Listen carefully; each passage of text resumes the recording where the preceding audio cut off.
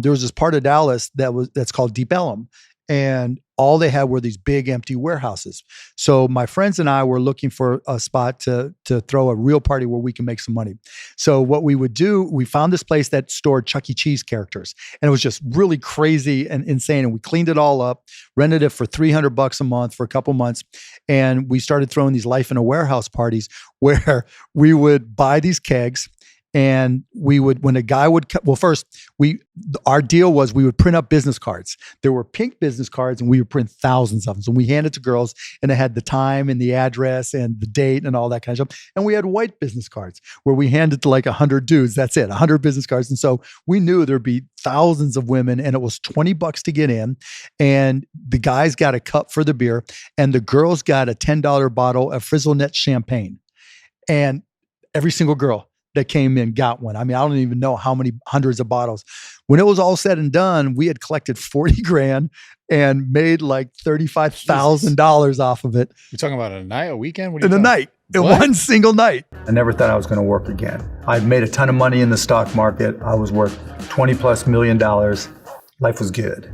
Then one of my buddies from college, Todd Wagner, sat down with me, and this was in 1995. He was like, there's this whole new thing called the internet. There's got to be a way we can use this to listen to Indiana basketball. We set up this website called AudioNet, and the next thing you know, video comes along, and we turned it into a company called broadcast.com. And so we started what turned out to be the very first streaming company.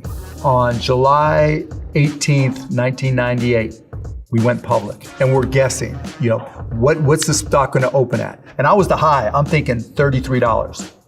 Shit goes $62.75. All of a sudden, I'm worth $300 million plus. MicroSolutions was the real deal. And then and I've told this story before, but we were 2 years in, and we had $84,000 in the bank.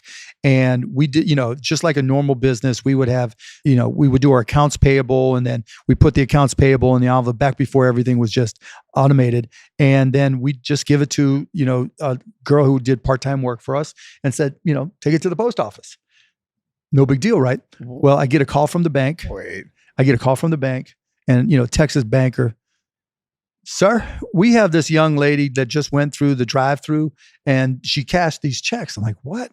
Yeah, and she whited out the payee and wrote her name over top of them. Shit.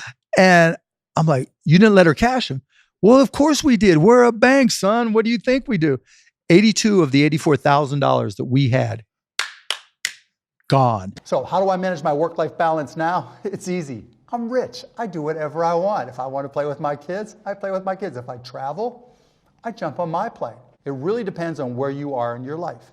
When I was first getting started, I was living 6 guys in a 3-bedroom apartment, and so I had no work and home balance. I was working at night as a bartender, and all I did was work. I went 7 years without a vacation, dude. That's what it's going to take. That's home life balance. No one gets to be this rich without a lot of luck. It wasn't my plan that the internet stock market took off when it did. Shaq gave me shit one time about, oh, you're lucky. I like, Shaq, did you plan to grow to be 7'2"? Well said, good answer. Yeah, you've got to recognize when you're lucky, and I was lucky. Now, they say luck is when opportunity meets preparation, mm-hmm. And so no question, I busted my ass, and had I not worked as hard, it would not have happened. Mm-hmm. And you also have to be smart too, because when we sold broadcast, Todd and I, we sold it for stock. And when we sold it, the stock was way up there, and it went up even higher. And I was like, how much money do I need? I mean, I just don't need any more money. So I did something called a collar, where I sold calls and bought puts, which protected me in case there was a downturn. Because I'd seen this game before where... Kind of like creating your insurance policy to make sure you stayed wealthy. Exactly right. And so I'd seen it before with companies when I traded a lot of stocks. And so... I hedged all of it, and when the internet stocks crashed, I still had all my money, and I even made a little bit, and that protected me. And they called it one of the top 10 trades in the history of Wall Street.